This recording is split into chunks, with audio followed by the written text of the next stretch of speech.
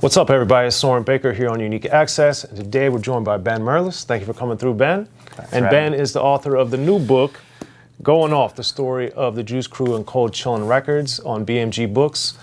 Man, I would definitely recommend anybody who's into rap history to buy this book and to read it because you will learn a lot of information. Ben did a lot of great, extensive interviews and talked to more than a dozen of the key players in and around Cold Chillin, man. And I really appreciated this book, which is why I was glad that you agreed to come on through to Unique Access. Yeah, thanks for having me. Yeah, man. So one of the amazing things that I knew and that I think you did a great job of going into more detail on was, I think, a misperception that Marley Marl owned part of Cold Chillin or was a co-owner. So given the fact that he was a salaried producer for Cold Chillin, and you talk about a lot of the business and the inner workings of the label itself, as you talk about in the book a little bit, but also in general, what do you think Marley Marl not being one of the owners of Cold Chillin had on the label's growth, its evolution, and its eventual what it became? I think, eventually Marley Marl left Cold Chillin. Had he had an ownership stake in the label, I don't know how things would have played out. Maybe he would have stuck around longer. But really, we're talking only about the first 2.5 years of the label. Marley Marl produced virtually every record, or that's also a controversial topic, but his name was on as producer. And he really was, twisting the knobs and pulling the levers or whatever for a lot of those records, for all those records. Mm-hmm. And so the cool thing about Cold Chillin Records that you can't say about a lot of other record labels at that time or in the whole history of music is that it had a distinct sound. Right. Because it had this one guy who was the sonic architect. Yeah, pretty much producing everything that was coming out of the label. So it had an identifiable sound and an identifiable look and this really close-knit crew. So that was, part of the reason why I thought it was such a fascinating story and worthy of a book. Yeah, well, I think you've proved that. So that being said, one of the other things that Cold Chillin, I think, early on and then it got away from, but the artist evolved and then as things developed, Cold Chillin later became known as a little bit with Marley Marl launching artists based off of dissing other artists. So when Roxanne Shante did it, it wasn't Cold Chillin per se, but then Shan and these other things. So what was it strategically that you learned from talking to the principals of the movement? Why was that such a key component for what they did? Well, diss records really start with Roxanne's Revenge, which was the first Roxanne Shante single. And this is before Cold Chillin, but It's still the Juice Crew. And Marley Marl worked on that record with her. And so it's her dissing U.T.F.O. U.T.F.O. have a hit on the radio, Roxanne, Roxanne. They're they're just barely getting established. And so it puts her on the map instantaneously. And so that was a really effective way to get your name in the discussion in hip-hop at the time, and it still is, if you think about it. There's still diss records happening all the time. And then what you see a little bit later is Boogie Down Productions getting their name in the discussion by dissing members of the Juice Crew. Right. So they're using the same strategy Roxanne Shante used.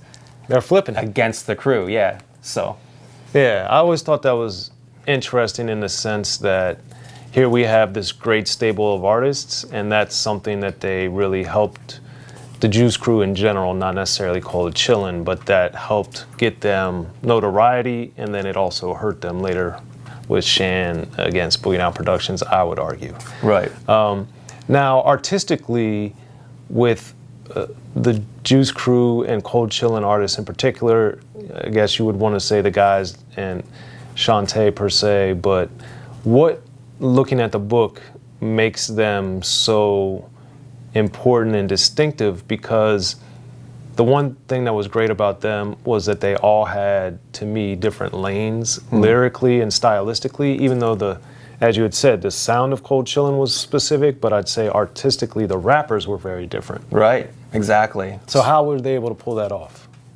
Well, you have, different rappers with different styles rapping over a consistent sound. So, and that's part of what makes the Juice Crew so cool is Big Daddy Kane sounds nothing like Biz Markie, who sounds nothing like Roxanne Shante, who sounds nothing like MC Shan, who sounds nothing like Masta Ace. And so there's no redundancies. Sometimes with rap groups, you have maybe 3 people in the group and 2 of them, their voices are virtually indistinguishable.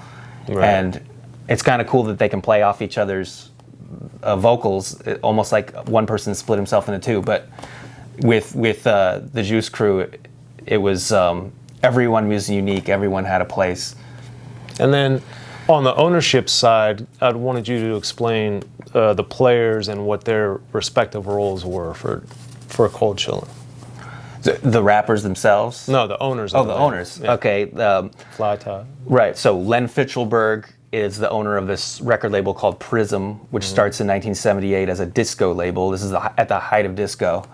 And it evolves into a dance label into the 80s. And by 86, they're falling on hard times, and they already have a relationship with Mr. Magic, who's the host of Rap Attack. His producer is Fly Tie, Tyrone Williams. And Fly Tie is a manager. He's managing these Juice Crew artists, and he brings them the first EP by Biz Markie, Make the Music with Your Mouth, and that comes out on Prism in 86. And it's so successful that they decide we're gonna put out more records that by people who are managed by Fly Tie, and split off into a sub-label for these groups called Cold Chillin. And then by 87, Len Fischelberg and Tyrone Williams are co-owners of this Cold Chillin label. And then Prism gets downgraded to being sort of like a farm team system for a lot of these rappers. You get a record independently released on Prism if it does well, a single. If it does well, you get an album on Cold Chillin. Warner Brothers, at this point, they're already, by the end of 87, they're already distributed. It's like a P&D deal with Warner Brothers Records. And that's one of the things I think you did a great job in Goin Off of explaining this farm system and the evolution of Prism, because as a little kid, I was just seeing these artists on Prism, and then, well, wait a minute, now they're on Cold Chillin, and I had no idea. Me, same here. The inner workings of it. Like, Biz Markie did this, Big Daddy Kane did this. I'm like, what is going on here? I had no idea either. And that's one of the things that Goin Off does a great job of, so that's a credit to you and your interviews and what you brought to the table, because as somebody that looked at records and studied them, it was just baffling to me that this kept happening time and time again.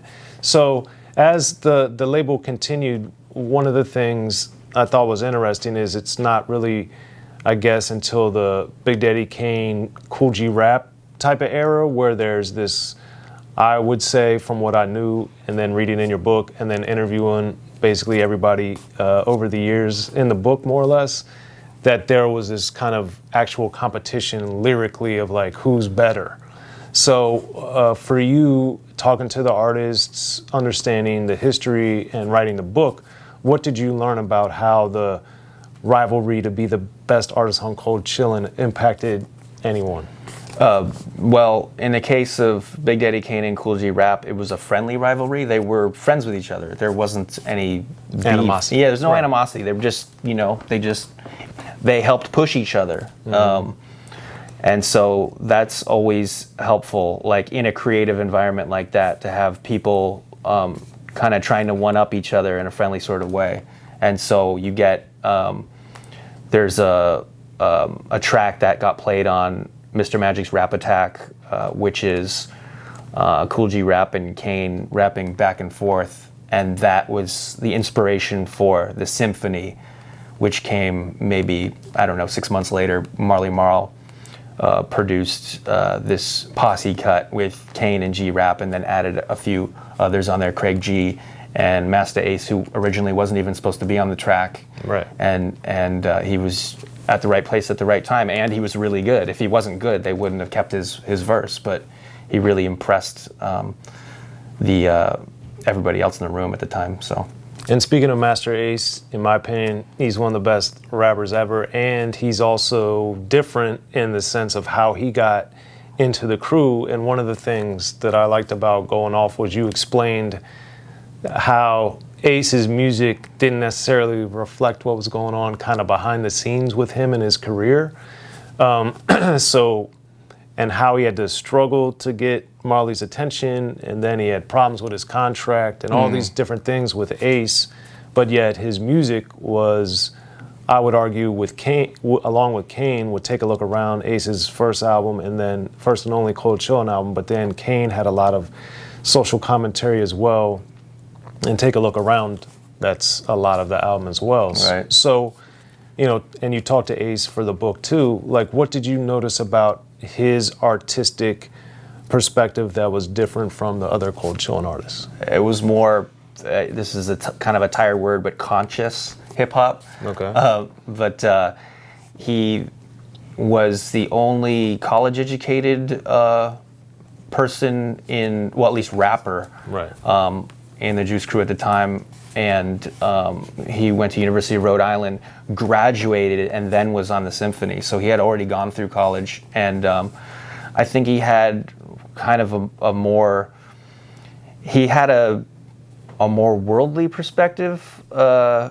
He hung out with different kinds of people and got to see, like, you know, he grew up in the roughest neighborhood in Brooklyn, Brownsville, in the Howard houses in public housing, and then he would take buses all the way to the other side of Brooklyn to Sheepshead Bay, and at the time it was a predominantly Italian neighborhood, and it was sort of, the demographic was sort of switching at the time. This is the very early '80s, and he would see black kids get chased by Italian kids and get their lives threatened and get beat up, and see people get their shoes stolen right off of their feet, and in his own neighborhood. And so he sort of internalized that and wanted to uplift his community. And he said that when he was in college in Rhode Island, this was '84 to '88, the crack epidemic happened. So he would come back to visit, and he'd see the decimation in his own neighborhood, and take that into consideration when he wrote his rhymes about how bad things have gotten. And I think having the perspective of kind of being an outsider when he was in college helped him, kind of formulate his lyrics and what he ended up doing as an artist. Yeah. And he's touched upon that experience of being bused to school on a lot of his material over the years as well, and has a whole album dedicated to that experience or around that experience. Then as far as the conscious stuff with Big Daddy Kane, I think that's one element of his work that, for all of his brilliance as a lyricist and with flow and styles and all these different things, I don't think Kane gets as much attention or accolades for his socially aware music. So why do you think that is?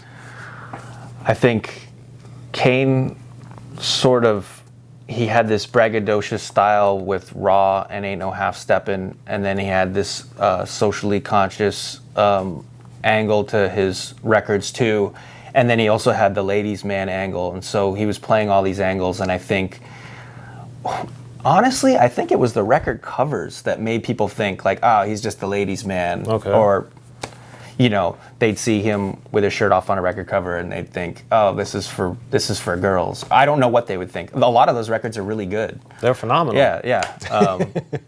Especially lyrically. They're amazing. It was unparalleled as an MC. And so it's hard to kind of be all things to all people. Mm-hmm. He was also a producer, and he was an incredible dancer, and still is, and put on a great stage show. And he even did DJing early on. I think he DJ'd for Shantae on a tour. So he sort of was able to do it all in a very short period of time too. Yeah, and I think it's a shame because I think, to your point, in 88, 89, really with Long Live the Kane, his second album, is where I thought he was the best rapper in the sense that at that time, he was able to, on those two albums, show he could do several songs about braggadocio, about women, about social commentary, and then, you know, collaborations with Pimpin' Ain't Easy. He just had so many things. He had a house song. He was just able to do literally anything at, in my opinion, the house that C built. Yep. Mr. C, shout out Mr. C. At a super high level and to do it right out the gate. And then, as you talk about too in your book, him writing for Biz Markie and even Roxanne Shante as well with Pickin' Boogers, Vapors, etc. It was just fascinating and astonishing to me. So when you talk to Kane, and like, what did you learn about his rhyme writing process in particular that you didn't know before working on the book? I don't know if we went so deep into his process, like how he would sit down and write a rhyme, but he was able to freestyle, and he was able to battle. He was a battle MC, and a lot of what kind of surprised me was Kool G Rap said that he wasn't really a battle MC, and listening to both of them on records, you'd think they're both incredible. They could probably do anything, and Kane was able to, you know, come up with stuff off the top of his head, and also write from other people's perspectives. You know, he's writing "Have a Nice Day" for Roxanne Shante and "Go On Girl," and so he was just an incredibly versatile guy. Yeah. And I think he's, you know, one of, granted he did have 2 gold albums, but I think he's also nonetheless very underappreciated for what he did. And I think starting really with Taste of Chocolate on, like, people still overlook those albums as far as creatively and sonically, just everything.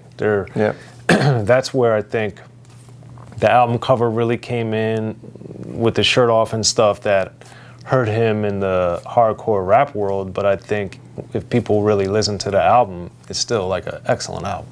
Yeah, I agree. In my opinion. That's true. Be sure to check out The History of Gangster Rap by Soren Baker. He's official. History of Gangster Rap features exclusive interviews with Ice-T, Snoop Dogg, MC Ren, the D.O.C, and dozens of others. The History of Gangster Rap, a definitive look at how Los Angeles changed rap forever. In Los Angeles, the streets definitely set the tone of the hip-hop music. At 19, I got a $50,000 car. My whole angle always was, I'll be street, but I will always tell you the horrors that go along with this life. There will be penalties and casualties for just wearing the wrong color in somebody's neighborhood. And once gangster rap made it from the streets to the TV, the genre exploded. With Fab 5 on Yo MTV back with NWA. Yo MTV, it just catapulted us from being local heroes to national gangbang rappers. The History of Gangster Rap discusses it all from 1980 up till today. It's always gonna be shit happening in the streets.